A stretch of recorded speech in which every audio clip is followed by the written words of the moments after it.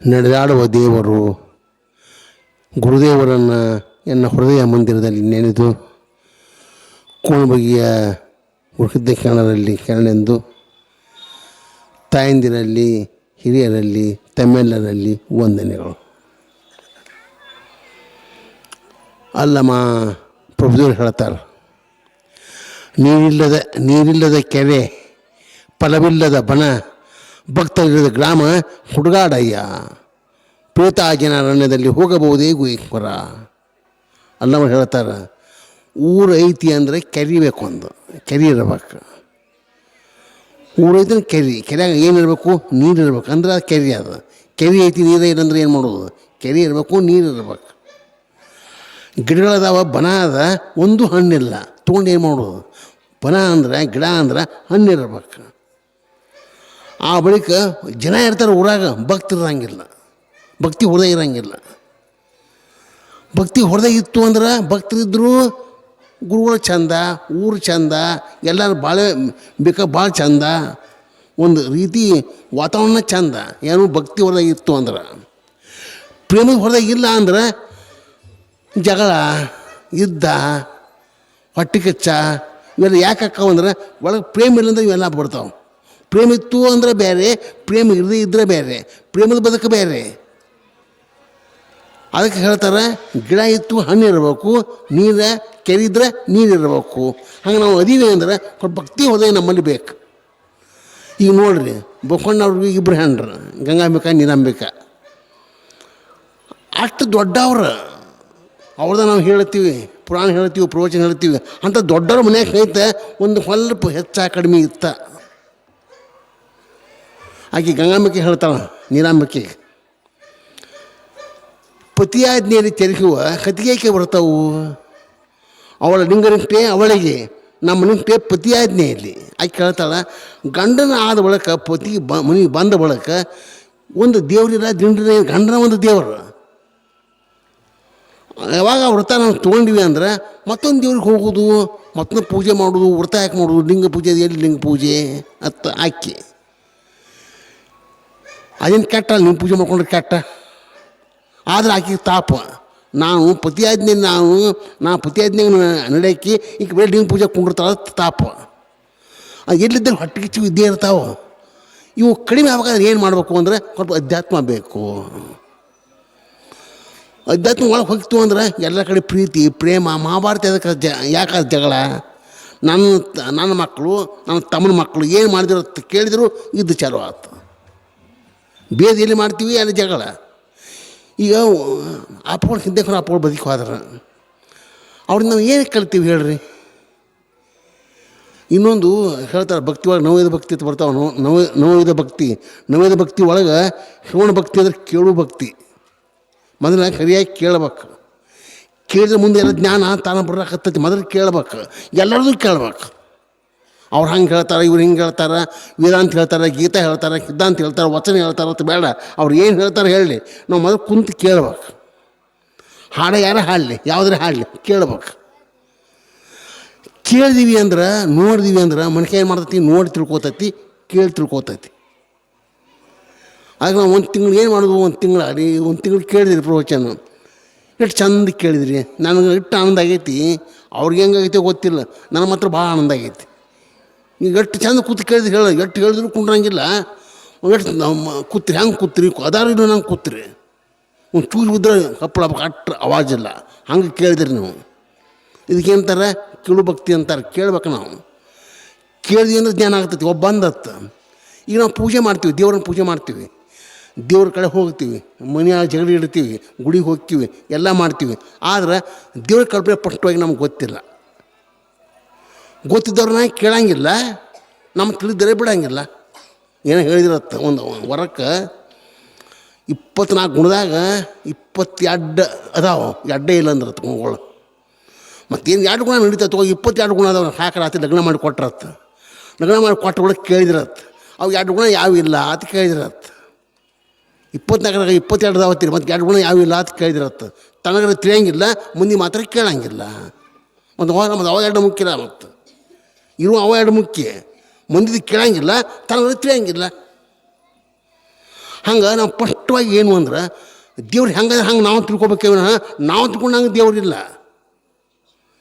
ನಾವು ಹೆಂಗೆ ತಿಳ್ಕೊತೀವಿ ಹಂಗೆ ದೇವರಲ್ಲ. ಈ ದೇವ್ರು ಭಾಳ ಚಲೋ, ಈ ದೇವ್ರು ಭಾಳ ಕೆಟ್ಟ, ಗಣಪತಿ ಭಾಳ ಚಲೋ, ಹಿಂಗೇನಿಲ್ಲ. ಅದು ಚಲೋನಿಲ್ಲ ಕೆಟ್ಟು ಇಲ್ಲ, ನಾವು ತಿಳ್ಕೊತೀವಿ ಹಂಗೆ. ಈ ದೇವ್ರಿಗೆ ಭಾಳ ಜನ ಬರ್ಲಾಕತ್ತಿದ್ರು ಅಂದ್ರೆ ಆ ಗಣಪತಿನ ಬೇರೆ ಐತಿ, ಅಲ್ಲಿ ಭಕ್ತಿನೇ ಬೇರೆ ಐತಿ, ಅದು ಭಾಳ ಕರೆ ದೇವ್ರು ಐತೆ. ಅದು ಆ ಗಣಪತಿ ಅಲ್ಲ, ನಮ್ಮ ಮನೆಗಿದ್ದ ಗಣಪತಿ ಅಲ್ಲನ. ನಾವು ದೇವ್ರ ಪಕ್ಕ ತಿಳ್ಕೊಳಂಗಿಲ್ಲ. ಅದಕ್ಕೆ ದೇವ್ರ ಈಗ ಹೇಳ್ತೀವಿ ವೀರಭದ್ರ ಭಾರಿ ಅವತಾರಿ ಅವ್ನ ಕೈಯಾಗ ಕತ್ತಿ ಏನು ಅವತಾರ ಅಂದ್ರೆ ದೇವ್ರು ಇರ್ತಾವೆ. ದೇವ್ರು ಅಂದ್ರೆ ಏನು, ಕತ್ತಿ ಹಿಡೋದು, ಕುರುಪಿ ಹಿಡೋದು. ದೇವ್ರು ನಾವು ಪಟ್ಟಾಗಿ ತಿಳ್ಕೊಳಂಗಿಲ್ಲ. ಅದಕ್ಕೆ ಒಬ್ಬ ಕೇಳಿದತ್ತ, ದೇವ್ರ ಹೆಂಗದಾನ, ಏನದಾನ, ದೇವ್ರು ಏನೇನು ಮಾಡ್ತಾನೆ, ಏನು ಮಾಡಂಗಿಲ್ಲ. ದೇವ್ರು ತಣ್ಣಗದಾನ, ಅವ್ನು ಹೆಂಗದ ಹಂಗೆ ತಿಳ್ಕೊ.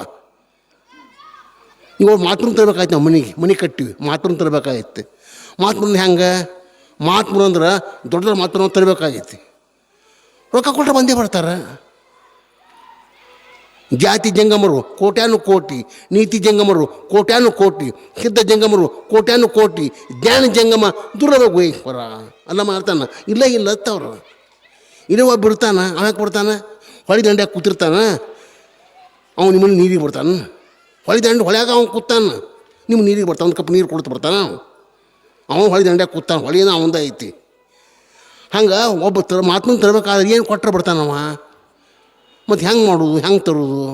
ಅದಕ್ಕೆ ಆತ್ಮದೇವ ಹೇಳ್ತಾಳೆ, ದೇವ್ರು ಹೆಂಗದಾನಂದ್ರೆ ಏನು ಕೊಟ್ಟರು ಒಲೆಯಂಗಿಲ್ಲ, ಏನು ಬೇಕಾದ್ರೆ ಕೊಡಿ ಒಲೆಯಂಗಿಲ್ಲ. ಹಣ್ಣು ಕೊಡು, ಹಂಪಲ ಕೊಡು, ನೈವೇದ್ಯ ಕೊಡು, ನೀ ಏನು ಅರ್ಪಣೆ ಧ್ಯಾನ ಮಾಡು, ಮೌನ ಮಾಡು, ವ್ರತ ಮಾಡು, ಒಲೆಯಂಗಿಲ್ಲ. ಮತ್ತು ಹೆಂಗೆ ಹೊಡಿತಾನೆ? ನೀನೇ ಹೊಡಿತಾಳೆ. ನನ್ನ ಕಡೆಯಿಂದ ಆಗೋದಲ್ಲ, ಎನ್ನ ಅಳುವಲ್ಲ, ನೀನೇ ಒಲಿ ಚೆನ್ನ ಮಲ್ಲಿಕಾರ್ಜುನ, ನೀನೇ ಒಂದು ಕರುಣ ಮಾಡ. ಈಗ ದೊಡ್ಡವ್ರಿಗೆ ಏನು ಮಾಡು, ದೊಡ್ಡವ್ರಿಗೆ ನೀವು ಬಂದ್ರೆ ಚಲೋ ಆಗ್ತದೆ. ಇಟ್ಟ ಬಂದರೂ ನಮ್ಮ ಪುಣ್ಯ ಅದು. ನಮ್ಮಂಥ ಭಾಗ್ಯವಂತರು ಯಾರಿಲ್ಲ, ಬರ್ಲಿಕ್ಕೆ ಇಲ್ಲ. ನಾವು ತಿಳ್ಕೊಬೇಕು ನಮ್ಮದು ಇದು ಇಲ್ಲ. ಹಂಗೆ ಇವರ ಹಿಂಗೆ ಅದಾರಂದ್ರೆ ದೇವ್ರು ಹೆಂಗಿರ್ಬೇಡ. ನಾವು ದೇವ್ರ ಕಾಯಿ ಬೇಡ್ತಾನೆ, ಕನಸ್ನಾಗ ಬರ್ತಾನೆ, ನಾನು ಗುಡಿ ಕಟ್ಟೋದಾನ, ಗುಡಿ ಕಟ್ಟೋದಾನ, ನೆಳ್ಳು ಮಾಡ್ದಾನ. ನೆಳ್ಳು ಬೇಡುವಂಥ ಎಂಥ ದೇವ್ರ.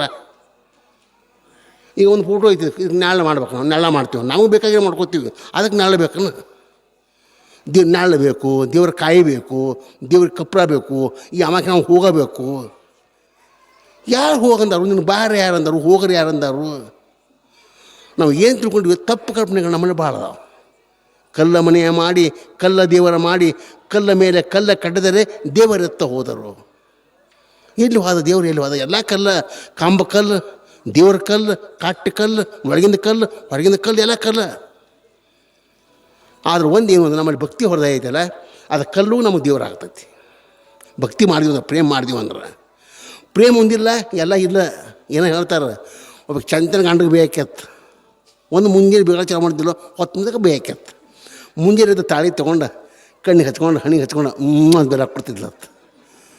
ಅದು ಹುಡುಗಿ ಕೇಳ್ತದೆ, ಮಮ್ಮಿ ಚಂತನ ಪಪ್ಪ ಕಡೆ ಬೇಯ್ತಿ, ಮತ್ತು ಮುಂದೆ ತಾಳಿ ಯಾಕೆ ನಮಸ್ಕಾರ ಮಾಡ್ತೀವಿ ಅಂತ ಕೇಳ್ತದೆ. ನನ್ನ ಹಾಟೆ 6 ತಲೆ ಬಂಗಾರ ತಾಳಿ ಐತಿ, ಆ ತಾಳಿಗೆ ಮಾಡ್ತಾನೆ ಅಂದ್ಲ. ಹಿಂಗೆ ನಮ್ಮ ಪ್ರೇಮ ಇರ್ತೈತಿ. ಹೆಂಗೆ ಇರ್ತೈತಿ ಅದು ಹಿಂಗೆ ಇರ್ತೈತಿ. ಅದಕ್ಕೆ ಅವ್ರು ಹೇಳ್ತಾರೆ ನೀರಿರಬೇಕು, ಫಲ ಇರಬೇಕು, ಆ ಬಳಿಕ ಭಕ್ತಿ ಹೃದಯ ಇರಬೇಕು. ಭಕ್ತಿವಂತರಿದ್ದರು ಅಂದ್ರೆ ದೇವ್ರ ಅತ್ಯಂತ ಹಗರ. ನಿನಗೆ ಏನೂ ಅಧ್ಯಾತ್ಮ ಕಟ್ಟೋತ್, ಏನೂ ಕಟ್ಟೋತ್. ಆದರೆ ತಪ್ಪು ಹಾದಿ ಹಿಡಿಬಾರ್ದು. ನಾವು ಪ್ರೇಮ ಅಂತೇಳಿ ದೇವ್ರು ಬೇಡ್ತೇಳಿ ಏನು ಪ್ರಾಣಿ ಬಲಿ ಕೊಡ್ತೀವಿ, ಕಾಯಿ ಹೊಡಿತೀವಿ, ಗಡಿಪ್ ಹಾಕ್ತೀವಿ, ಮತ್ತು ಅರಿವಿ ಹಾಕ್ತೀವಿ, ಏನೇನು ಬಂಗಾರ ಹಾಕ್ತೀವಿ, ಏನೇನು ಮಾಡ್ತೀವಿ, ಬೆಳ್ಳಿ ಹಾಕ್ತೀವಿ. ತಪ್ಪು ಕಲ್ಪನೆಗಳನ್ನ ಭಾಳ ಮಾಡ್ತೀವಿ ನಾವು. ದೇವ್ರಂದ್ರೆ ಹೆಂಗೆ ಐತಿ ಸ್ವಲ್ಪ ತಿಳ್ಕೊಂಡು, ತಿಳಿದವ್ರನ್ನ ಕೇಳಿ ಮಾಡಿದ್ವಿ, ಭಾಳ ಹೋಗ್ತೈತಿ. ನಾವೇ ತಿಳ್ಕೊಂಡು ನಾವೇನು ಮಾಡ್ತೀವಲ್ಲ, ತಪ್ಪು ಕಲ್ಪನೆ ಆಗ್ತೈತಿ. ಅದು ಭಕ್ತಿ ಹೃದಯ ಆಗೋದಿಲ್ಲ.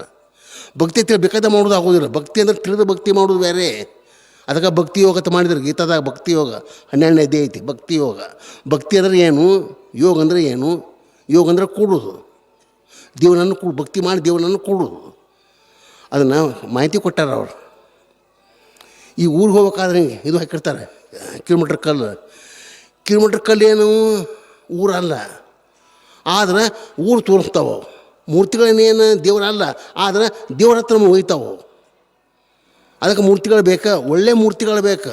ಒಂದೇ ಮೂರ್ತಿ ಕಲ್ಲು ಮೂರ್ತಿನ ಕರೆ, ಮಣ್ಣಿಂದ ಕರೆ, ಅವು ಕೈಯಾಗ ಕತ್ತಿ ಬಾಯಾಗಡು ಪ್ರಾಣಿ ಬಲಿ ರಕ್ತ ಇಂಥವು ಇರಬಾರ್ದು. ದೇವ್ರಂದ್ರೆ ಚಂದ ಇರ್ಬೇಕು.